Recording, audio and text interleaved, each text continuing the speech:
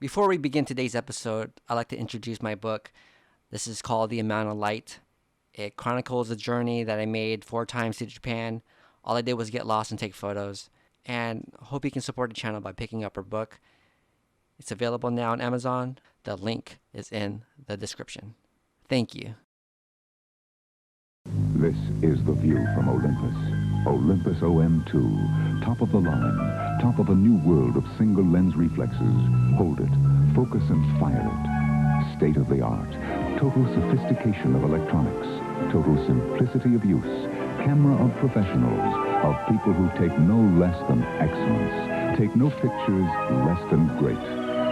Olympus OM-2. Excellence by design. Hi, welcome back to 𝘼𝙙𝙧𝙧. Today we have a look at one of my favorite cameras that I've ever shot with, the Olympus OM-2. This camera was found at a flea market by 𝘎𝙪𝙧𝙧 back in 2019. It was a Japanese flea market in Vancouver, and the seller was the daughter of the photographer. I guess he was a photographer in Japan. He shot exclusively with the OM line. This was his body. And his lens, it was a 50mm 1.8. She got it for me. It was in great condition at a really good deal, so we got it, and it's been one of my favorite 35mm to shoot with. When you hold this thing in your hand, it feels like you have to shoot with it. It's just a work of art, and I love this thing so much. I was researching more when I got this camera, and apparently it was a direct competitor to Leica. Although this is not a rangefinder, obviously it's an SLR, but the little quirkiness of this thing, the build quality, the image quality that you get from it is fantastic. And one of the first rolls I ever shot with this camera is this Rollei Superpan 200. This initially was going to be a throwaway roll. I was reading when I first got it that you can't push it more than 1 stop, but I was like, nah, forget that. I want to push it 2 stops and see what happens. And it was completely an experimental roll. So I pushed it. Instead of 200, I shot it at 800, and I did stuff like, I shot it at night, I shot it in super low light, and I had a few fails for the first few shots. So I shot, a few things with this thing. We went out on a date, and it was super late at night, and I failed for the first couple of shots, and as you can see, it's super dark and super blurry. I didn't have the right shutter speed and the range for a low light situation, so that was a fail. And then, just experimenting, just shooting and whatever.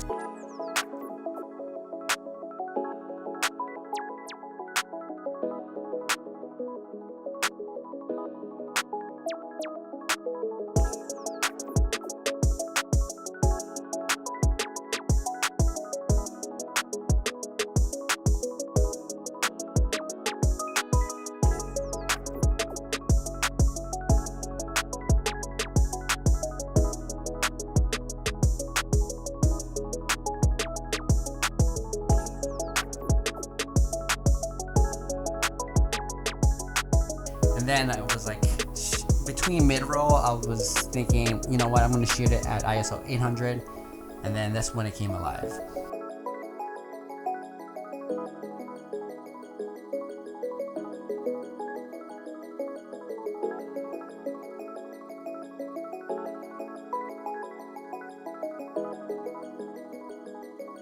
I actually shot it on an airplane when I was coming back from Canada.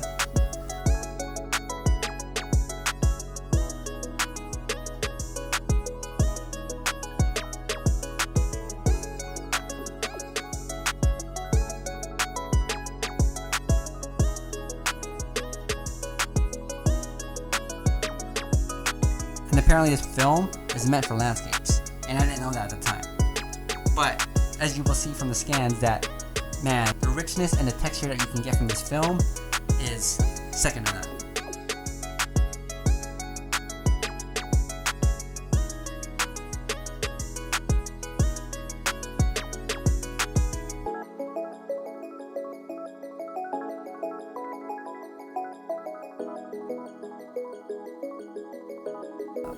This roll that you're seeing was shot in March of 2019.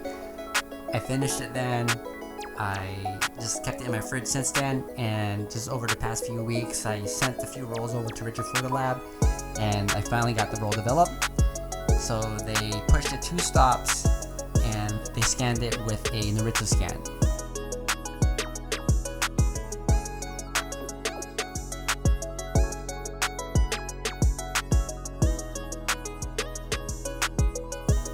So other than the few mess up shots that I took with this roll, the landscape shots blew me away.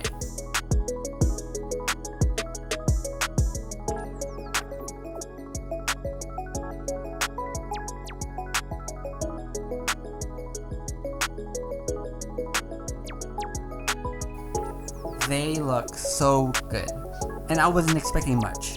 And I normally just shoot out of the airplane window with my cell phone or with a digital camera, and I never use those photos. It's like whatever. But when I got these photos back, I was really happy with. I was completely surprised because I thought this roll was going to be junk.